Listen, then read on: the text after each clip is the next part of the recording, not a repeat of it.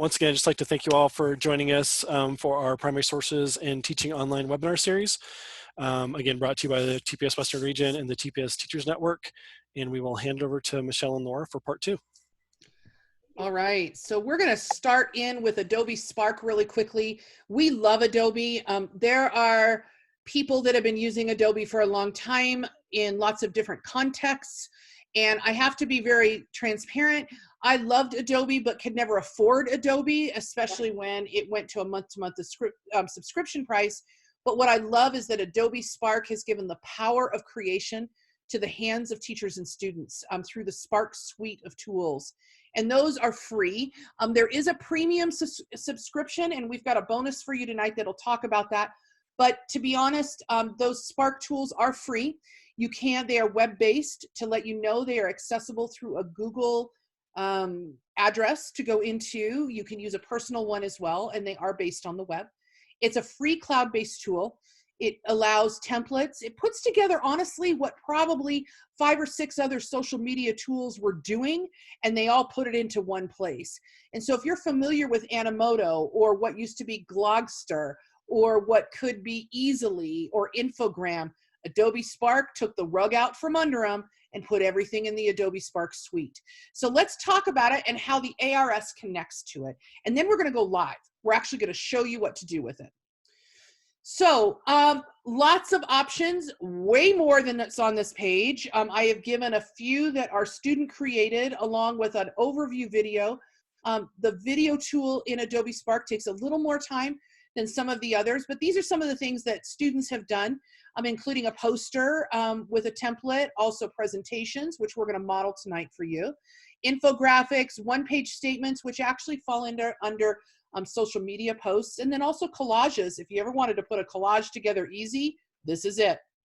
And this particular collage was done to talk about WPA posters, and we had a student that actually put them together after seeing WPA murals here in Colorado. So mobile friendly is a huge piece for Adobe, and I like this for the remote learning piece because your student can also use their mobile device to create. We have a lot of students we know now in particular that may have one device at home that's being shared with multiple students or family members. In this case, you can actually use your mobile device to create. Kids are mostly going to access Spark to create videos or posts that they can put up on Snapchat, that they can stick on Instagram, that they can do on other social media tools. But you can also create a page here. And what I love about this mobile friendly piece is let's think about the outreach capability too, because once you've created something, it can easily be viewed on a mobile device. You can not only just create it that way, but it's viewed that way.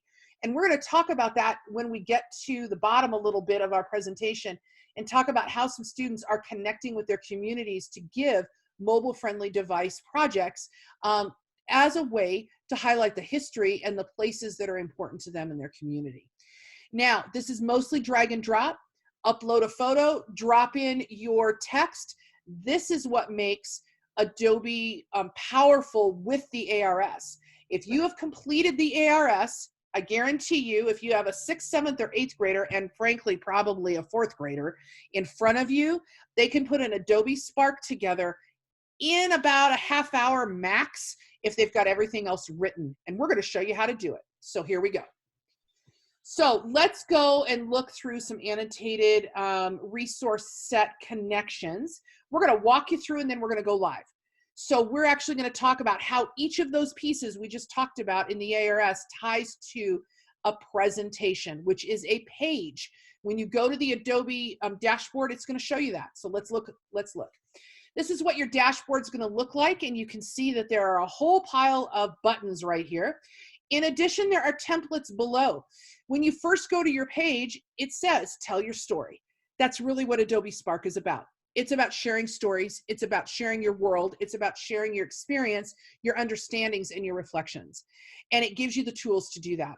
So you'll see that the different buttons that are here are all free. The students can use these, and you can select a video. You can go to a Facebook cover. Maybe you want to create an Instagram story. Any of those are available. So let's talk about the preparation. Remember those pieces to the ARS we just showed you? Here they are. We just cut them out because now we're going to break them apart. Let's take a look. So this is Adobe. Now, let's talk about Adobe. Adobe is, like I said, drag and drop. It's pretty easy. So we're going to show you how to drag and drop. Remember when I told you that I highlighted SP because I want you to remember that there's two pieces to the title? Here you go. It's right here. Notice that you have a title and a subtitle. Now, on every step and every page that we give you here, we also are going to ensure that we've got a Spark note if there's something important to remember. And so in this piece, the very top part of your Adobe Spark can be placed on the very first page. This, when you open a project, and you'll see this when we go to it, it says add a title, add a subtitle. You're going to copy and paste the information and place it right in here. That's your first step. Actually, step 2 here because you have to open the project first, but that's the first thing of your page. Notice in the corner, it's always going to tell you what tool you're using or where your Spark starts with. And this is hard because sometimes you click a template and you're actually creating a banner and you thought you were in a page. You can always reference back up here in the corner to see what you're actually doing. And sometimes that helps, especially if you get in a pigeonhole and you start going and Pandora's box is open. Trust me, that will happen with your students without a focal point. So again, really important to have a planning tool or a storyboard to keep your kids focused. So then we're going to go in and add some photos to it. So if you notice right here, we have the right here, add a photo. We've added the title and then you've got the photo. So we're going to click that photo button. You're going to be able to upload a photo or find free photos. You may be able to use copyright-free images that Adobe has available to you, or you can actually go to your drive and pick up the photos out of your Google Drive that you have saved. Here is the why. This is why we really want our students to download those images in a high quality format. So we're talking about TIFF or JPEG if you can do it.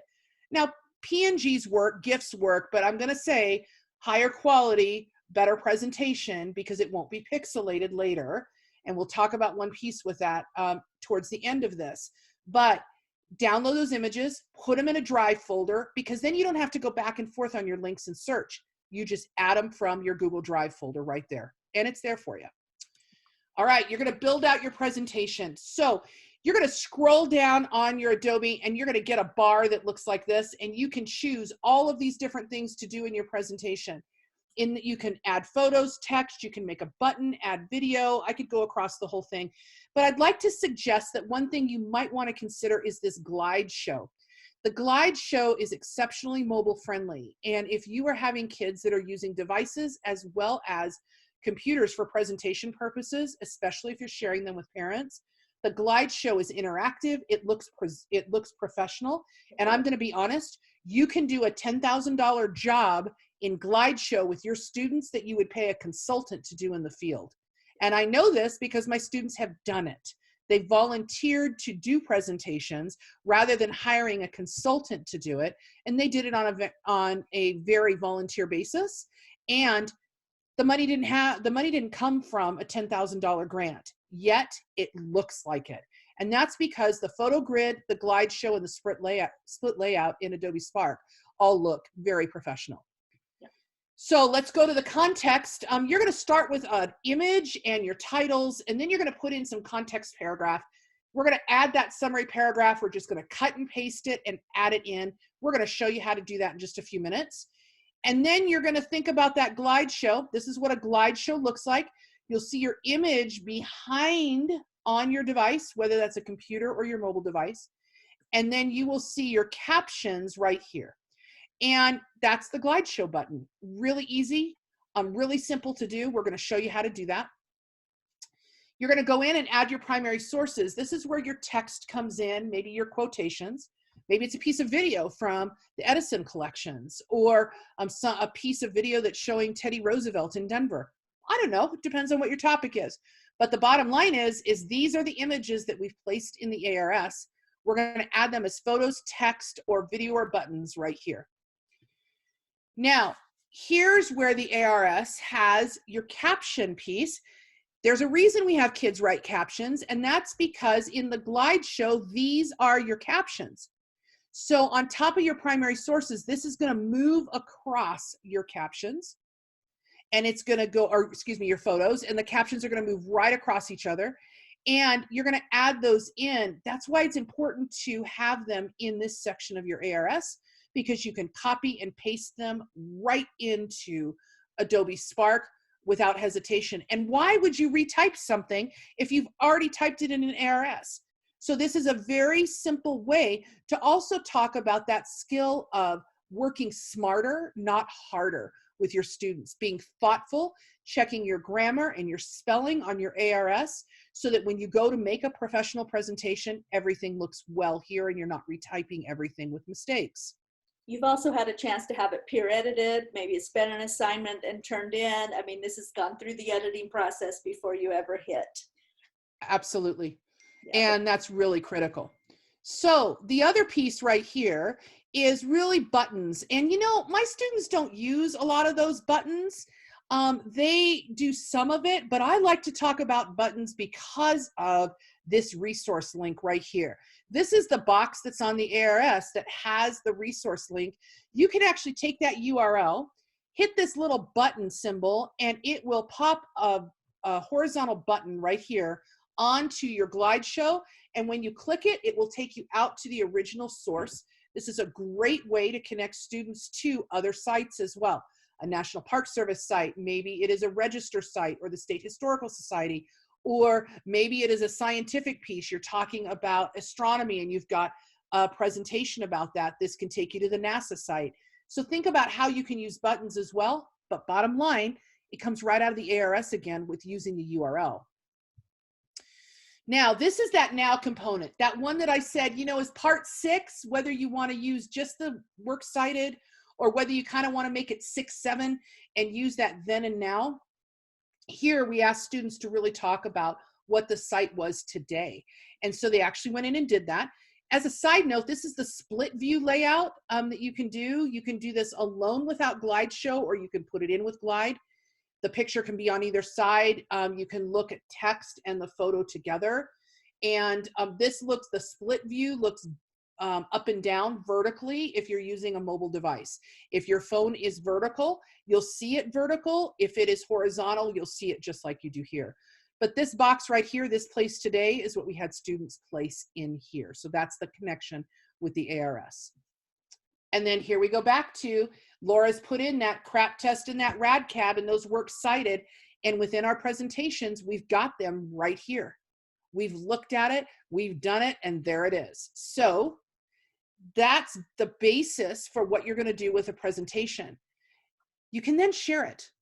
And here's another great piece. A lot of our tools that we're using right now don't allow an easy share. Adobe has buddied up. You can drop everything right into Classroom. You can download things into a JPEG, and now you can actually download it into a PDF.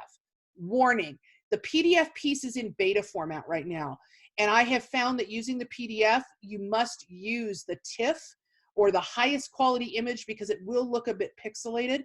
The JPEG is probably a more solid one to use, and it's a high quality JPEG. You can invite other people to view your link and to take a look at it. You can also publish it to one of these SharePoints. Send it via a link, put it in Classroom, share it on Facebook or Twitter. And for us, we use this link and embed it within Google Maps so that when we've got people out in the community following a walking tour, they can click on their map pinpoint, pull up their Adobe Spark presentation, and boom, it's right there. So let's go live. If you're ready for this, we're going to go out, and I'd like to take you to Spark really quickly. This is your dashboard. I'm going to take you right into it, and we're just going to breeze through. Now, remember, we've showed you some of these connections.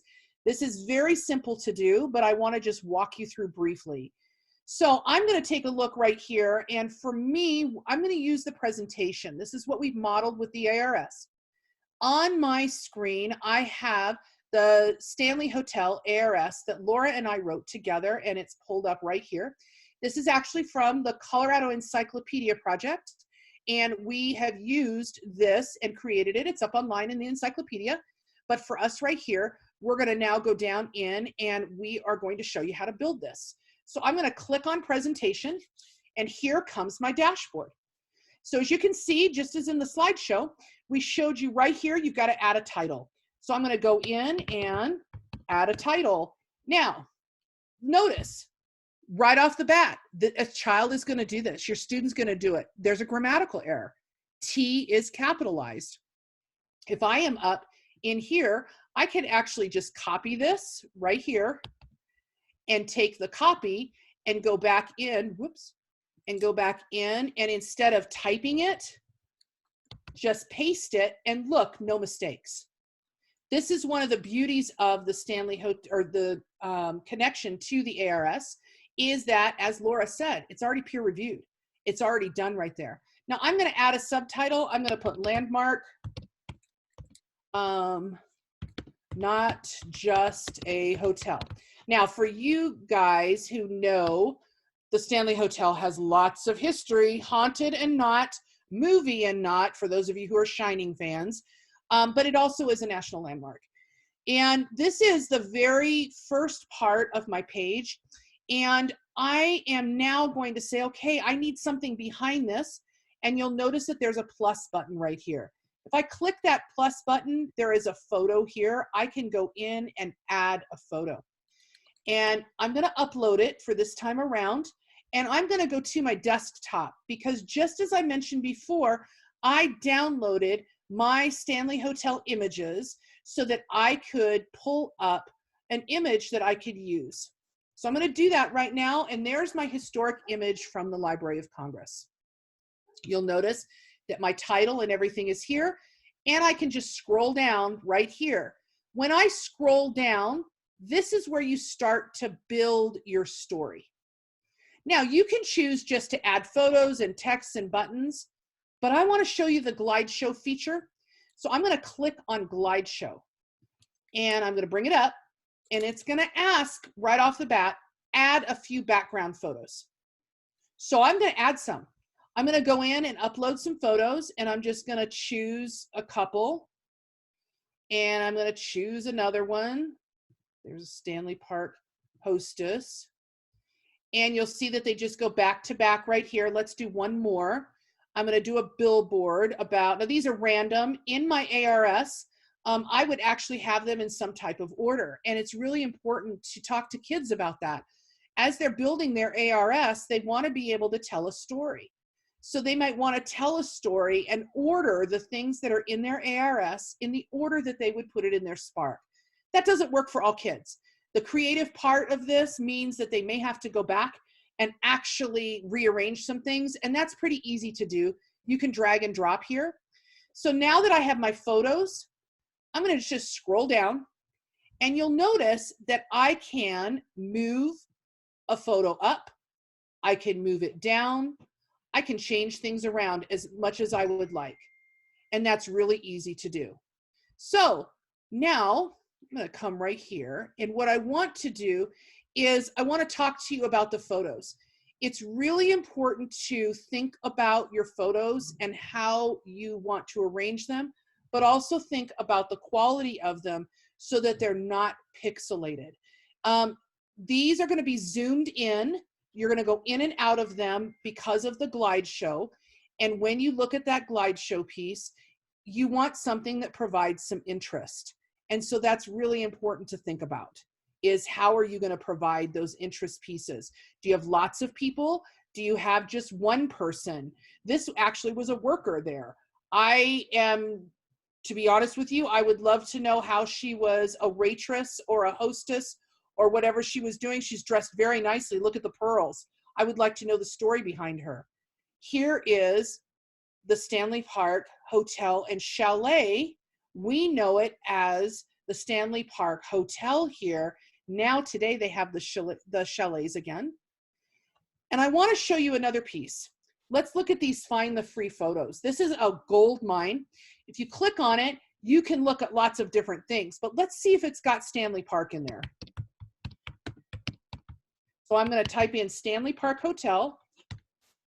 And the images they bring up are, you know, in the Creative Commons, but they're gorgeous. So they've really found some nice photos that you have permission to use. in our Absolutely. library. And you can see that you've got lots of different pieces here, but there's nothing really that ties. Let's try Estes Park though and see what comes up with Estes. Whoops. We've got some Estes Park pictures. So let's see, this is a common scene that you see out front of the Stanley Park Hotel. And I'm looking here, you can see these are Creative Commons. With it, here's the lake. So you can add some pieces. This is probably Bear Lake or Grand, it could be Grand Lake as well. I haven't looked in there with it. So you can see that you can add your own primary sources as well as use that Creative Common piece, right? So now I want to take a moment and I want to go back and show you something really quickly. I'm going to stop right here. I'm going to go back to our Adobe presentation.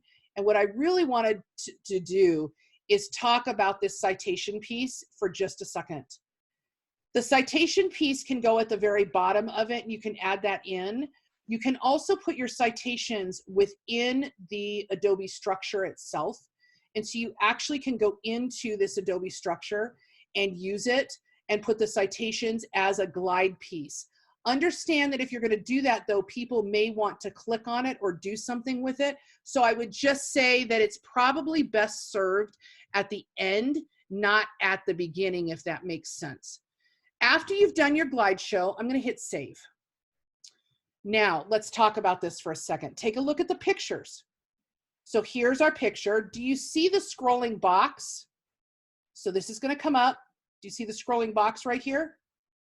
We've got some challenges around the pictures. Is this a good selection of a picture to use? Probably not. You're probably going to want to think about a different type of picture, or look at this right here. You can edit the focal point, which means you can actually move the focal point up to where you want the glide show to show. That frustrates kids, and I want to make sure that you see that. This box right here allows you to add a caption. This is where you're going to click text. You're going to go back to your Stanley Park ARS, the hotel, and I am going to just pull in, I'm not going to pay attention to which one is what. I'm going to copy it, and I'm going to go back in, and I'm just going to paste in the text right here. And then I can go on. I can add my text right here as well. So I'm going to go back in. I'm going to choose another piece of text. I'm going to copy it. I'm going to place it into the editor right there. Now, on this piece, this is how it slides. This is why it's called a glide show. This is beautiful on a computer. It's even better on a cell phone. But you'll notice that I skipped over one important part because I went right to glide show. And you'll see it's this box right here. This box is where your overview paragraph goes. This is why succinct is important. I'm going to click text. I'm going to go up into my ARS again, and I'm going to scroll to the top. And I'm going to take this contextual paragraph right here, and I'm going to copy it, and I'm going to go right into my Spark. And let's see, go right here. And I'm just going to paste it right in. And it's right there. When I publish it, these extra pluses will be gone. You will not see them. This is just here as an editing tool right now. But you can see now that there's the Stanley Hotel. Here's the part to read. Then we start moving into our photos with our captions. And then we can continue to go to the bottom where we can add video. We can add a photo grid, extra text, or maybe we want to put a button. Here's where the button is. I'm going to put Library of Congress. Like that, and I'm going to come right back to my ARS, and I'm going to choose one of my URLs. Here's my Library of Congress URL, and I'm going to place that into my Adobe piece, and I'm going to hit save, and I'm going to end up with a Library of Congress button right here. When I publish it, it will be there and available to click. So I'm going to stop right there because we're coming to the end of our time. I want to go back to our presentation really quickly, and I want to just give you this tidbit. Adobe is fantastic, but there are some hacks you want to consider. Higher quality images, check your spelling and grammar. It is easier to do the peer editing and the spelling and grammar within a Google Drive within a Word doc. Make sure you put your images in a folder and plan things. It makes it a whole lot better. And for good or bad, the Library of Congress has a lot of historic photos. Think about color as well as black and white. You really want both of those to make it an engaging presentation.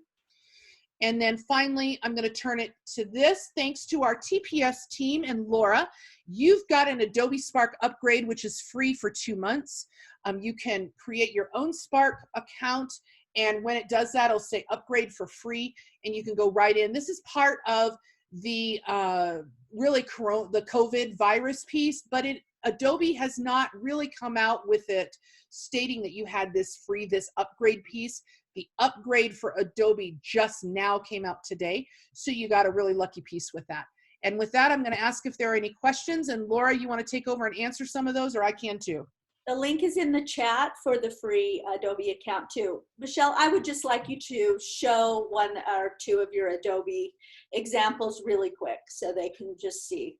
That's not a problem. So what I'd like to do, I'm just going to go back up to the top, and I know this is going to drive your eyes crazy just because I'm not exiting out. I'm going to go back to our link piece because I believe we linked it in there with it. If I am, so I want to just show one thing and then I'm going to go to it.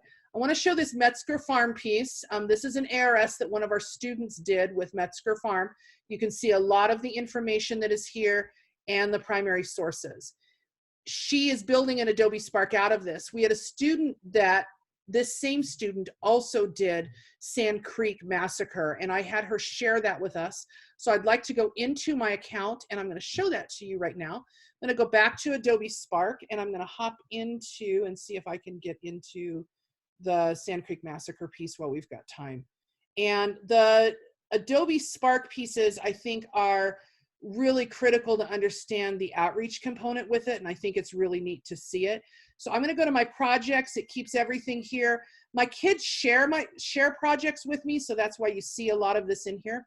Actually, I may just go in. Let me show you the Bents Fort one, because this is where Alex went in to look at the TPS site for Bents Fort.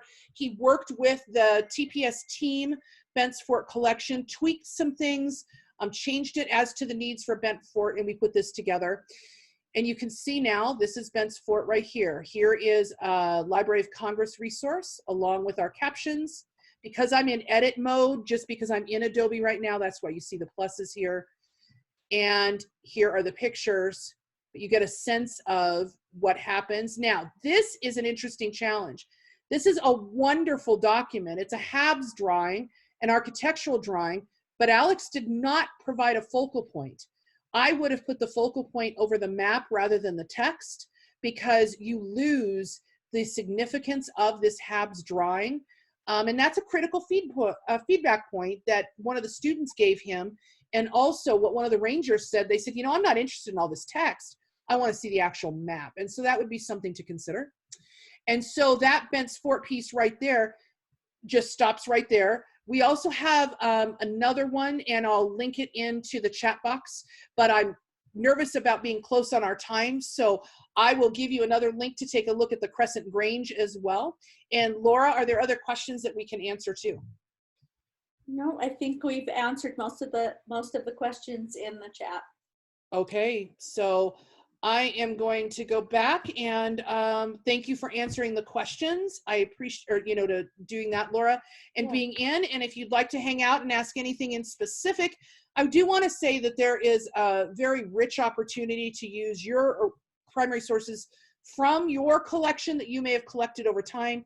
The Library of Congress, consider the teachers network that is with the Library of Congress. You can create and build resource sets with that, and that'll be a discussion point in the future. And I think that there are lots of possibilities around Adobe Spark. So if you've got other pieces, let us know. We'll be hanging out. And Kyle, do you, in the chat box, do we have that slide? I'll go back and reshare it if we need to, so they can fill out their information. And Keith, you may be able to illuminate to that too. So, because I know they have to get their credit, because that's a good piece of this. This is somewhere here. So yeah, thanks, Laura and Michelle. And hopefully we'll get all these links up as we kind of wrap up things here, since it's after the top of the hour. So I'd just like to, again, thanks to Laura and Michelle, and also Kyle and Crystal in the chat room, and of course to the Library of Congress for making the webinars possible through the TPS program. You can stay in touch with the two geeky teachers, Michelle and Laura, on social media at 2geekyteachers, and of course the TPS Western Region social media is at TPS MSU Denver. As a reminder, yes, we'll have the professional development certificates up, available for your participation. Follow that link, the bit.ly/PS Teaching Online. Hopefully these are all showing up in the chat for you to copy and paste as we are on our way out. And as a reminder, recording of tonight's presentation, along with all the other presentations we've done over the last several weeks, are up on both the TPS Teachers Network and our YouTube channel. Kyle will be posting, or somebody will be posting those links up so you can grab those, or just search for TPS Colorado and look for our YouTube channel, or log on to the TPS Teachers Network and look for the online webinar series. Sorry, a lot of information at the end there.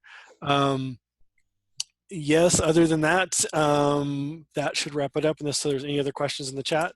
And other than that, I'll just thanks for everyone tonight, and we'll just hang on for a couple minutes in case there's any other questions. We're here. You can take off mute and ask questions if you want. And thank you guys for hosting us. We appreciate it. We will put this presentation up on 2Geeky Teachers on the bit.ly that was on the presentation, and it'll be up there, but you can also search just 2Geeky Teachers, and the PowerPoint and all the hot links will be up there for you. Thanks, everyone. Thank you. Thank you guys. We appreciate it.